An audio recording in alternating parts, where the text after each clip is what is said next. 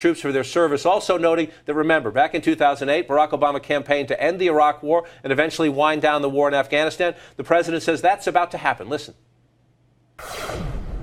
For many of you, this will be your last tour in Afghanistan. And by the end of this year, the transition will be complete, and Afghans will take full responsibility for their security, and our combat mission will be over.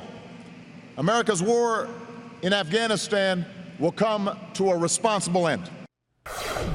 Again, props to the president for taking that trip to give morale to the troops there. He talks about the war in Afghanistan coming to a responsible end, Juana, but there are still some giant question marks. And because of the dysfunctional, I'm being polite, relationship with Hamid Karzai, the administration would like to leave a modest amount of U.S. troops in Afghanistan to continue the counterterrorism fight. But that is still up in the air. And now it looks like they may have to negotiate with Karzai's successor. That's absolutely right. There's a bilateral security pact that has not yet been signed. So the number of troops, if any, that will be left behind has not been quite figured out. I know that worries a lot in the defense national security community here in Washington, who are saying, the Pentagon needs time to plan. They need to be able to put movements in place for what's going to be left behind after most troops are brought out of the country. And they haven't been able to do that. So there is some concern there as to how disconcerted that effort will be if that bilateral security pact then does wait for Hamid Karzai's successor. Then this trip and that focus, Alex, sets up the president has a big speech at West Point on Wednesday. His foreign policy has come under a lot of criticism lately. In an election year, we assume that the economy, healthcare, maybe the VA scandal, domestic issues are driving